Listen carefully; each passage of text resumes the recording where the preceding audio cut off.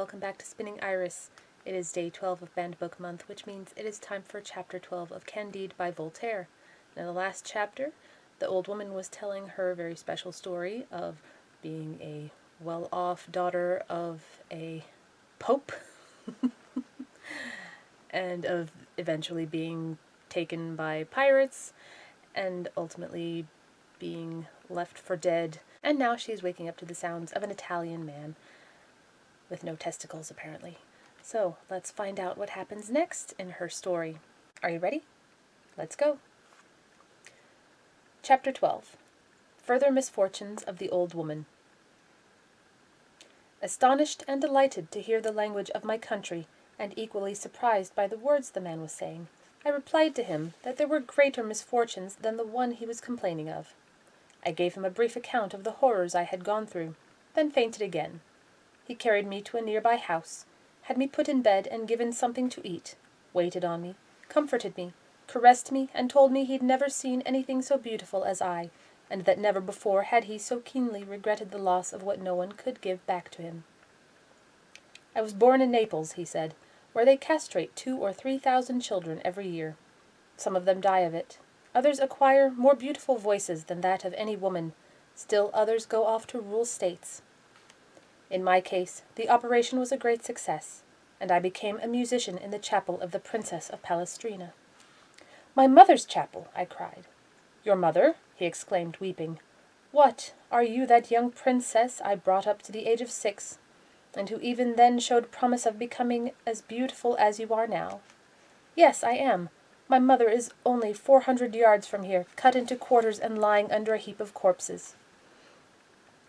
I told him everything that had happened to me, and he also related his adventures. He told me how he had been sent to the King of Morocco by a Christian power to make a treaty with that monarch whereby he would be supplied with gunpowder, cannons, and ships to help him wipe out the trade of other Christian powers. "My mission is accomplished," said the honest eunuch, "and I'm going to set sail for Ceuta. I'll take you back to Italy with me. Ma che sciagura d'essere senza coglioni." I thanked him with tears of gratitude in my eyes. Instead of taking me back to Italy, he took me to Algiers and sold me to the Dey of that province. I'd scarcely been sold when the plague that swept over Africa, Asia, and Europe broke out violently in Algiers. "You've seen earthquakes, madam. But have you ever had the plague?" "Never," replied the Baroness. "If you had," said the old woman, "you'd admit that it's much worse than an earthquake. It's very common in Africa. I caught it.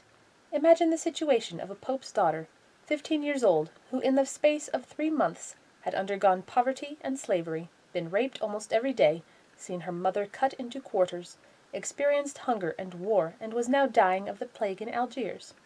I didn't die, however, but my eunuch, the Dey, and nearly the whole harem of Algiers perished.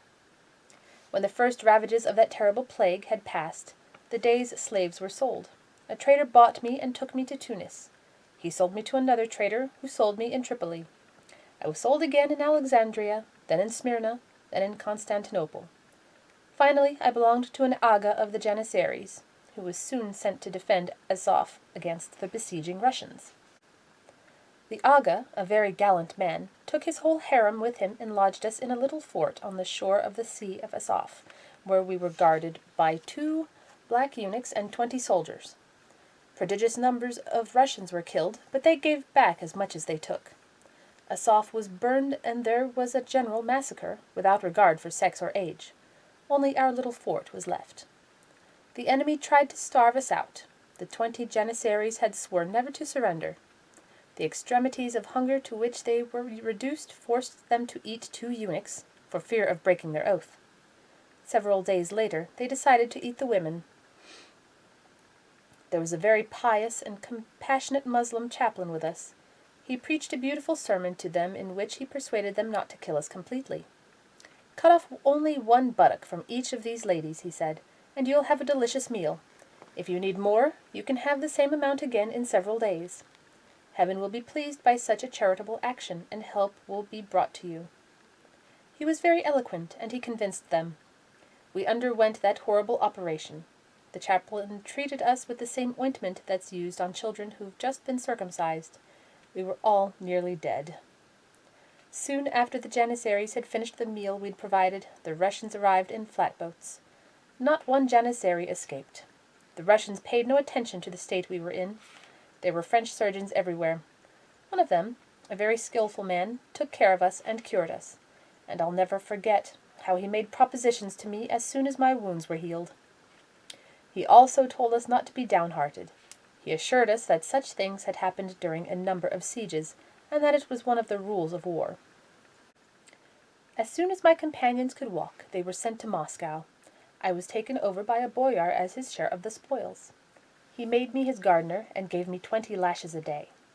2 years later, he and about 30 other boyars were broken on the wheel as the result of a court intrigue. I took advantage of the incident to escape, and I crossed all of Russia.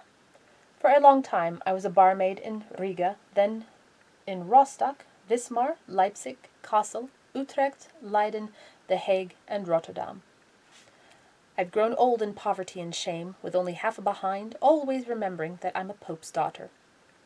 I've wanted to kill myself 100 times, but I still love life.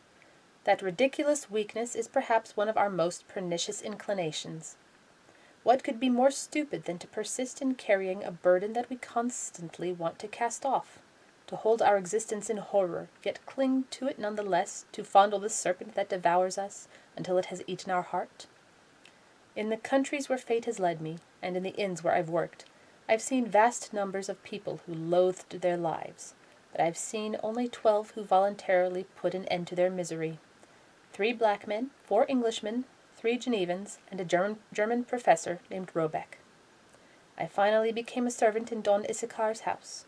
He placed me in your service, fair lady. I became attached to your destiny, and since then I've been more concerned with your adventures than my own.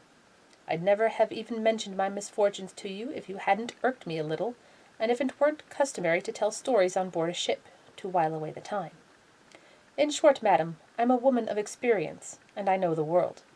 Just for the sake of amusement, ask each passenger to tell you his story, and if you find a single one who hasn't often cursed his life, who hasn't often told himself he was the most miserable man in the world, you can throw me overboard head first.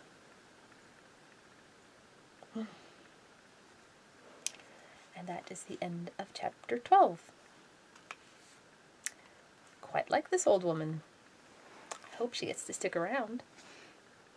So, we'll continue with the adventures of Candide, Cunegonde, and the old woman, and whoever else happens to come across their paths in the next chapter. I will see you all again tomorrow. Take care. Bye-bye.